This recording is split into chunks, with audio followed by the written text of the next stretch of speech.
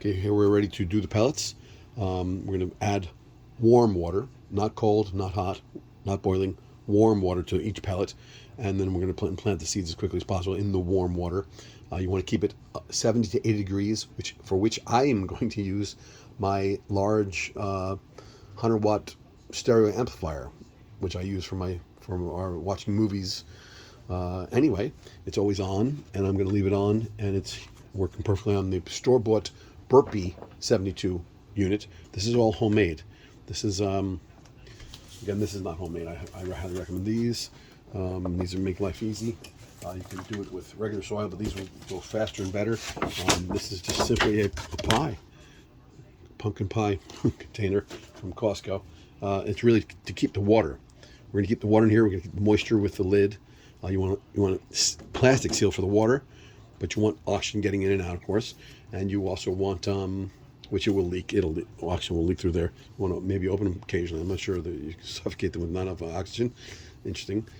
Loose lids, right? You don't want tight lids, loose lids. There should probably be, again, I'm going to leave them loose. The main point is that we're going to add water, and there's going to be water in the tray at the bottom, which the seedlings are going to produce roots to reach them. The seedlings, let's just say they can sense the water is, and roots grow downwards. You want the roots growing downwards. You want the seedlings going upwards.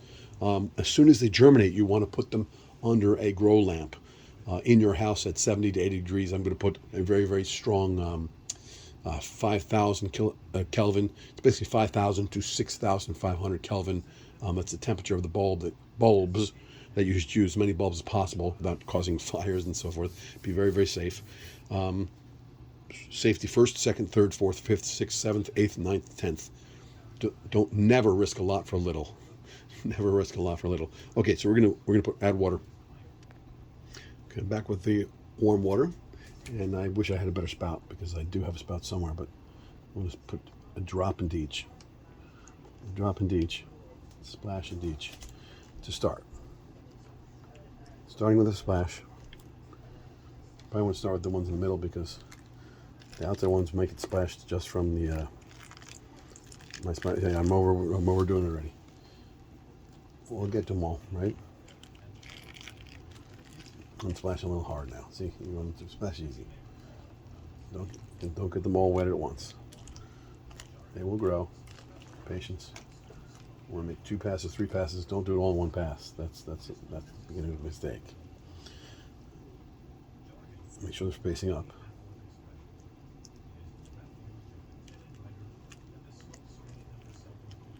This water's actually kind of warm, but I know it's going to cool down before I put seeds anyway. It's not hot, semi-hot. I can touch it, right? Semi-hot. Well, now I'm overdoing it. You want them growing big and strong. So don't want them going crazy.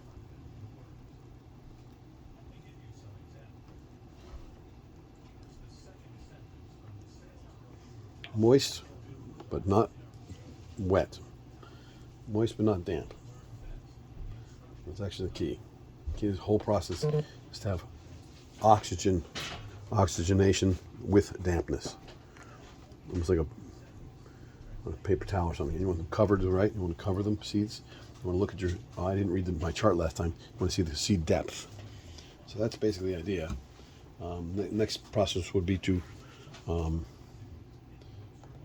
make the dirt stay where it should, right? Try and get it to stay. Kind of want to break it up so you can put the seeds inside, right? I recommend fingers. You want to feel your soil because you want to note the moisture. Your fingers can detect moisture. Your stick can't detect moisture. I recommend fingers. Washed hands. You don't want to introduce any bacteria or anything, fungus or anything horrible to these seeds. They're babies, right? And then you want to come out top here. A little bit overwater. See, I overwatered that one a little bit. That's okay.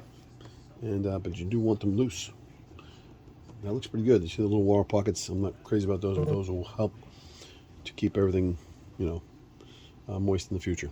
So that's the basic idea. Next thing would be checking your seeds. Usually it's like basically a quarter inch, which is like your tip of your fingertip. You want to make sure it's small, it's big enough. Tip a fingertip and cover it up. That's basically very simple.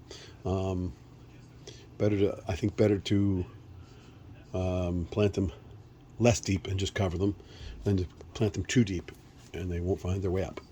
But I don't really know that for sure. I'm just a beginner. Don't listen to me. I hope you enjoy doing this for yourselves. Very simple and easy to do, as you can see. Very simple, very easy to do, and very effective. Probably just as effective. It's a little wet in here. I'm going to make sure there's always wet in the bottom of this thing. Each one of these things will have a little bit of water so that they can grow towards the water. Just like a little bit of a pond, a little 1/4 inch. I would say as little water as possible, but like a little bit of water in there. So it's flat, right? You want to keep it flat, and you want to keep the water flat and a thin little 1/4 inch to maybe 1/2 inch. They say up to 1 inch, but that sounds like a bit much. Don't drown your seeds.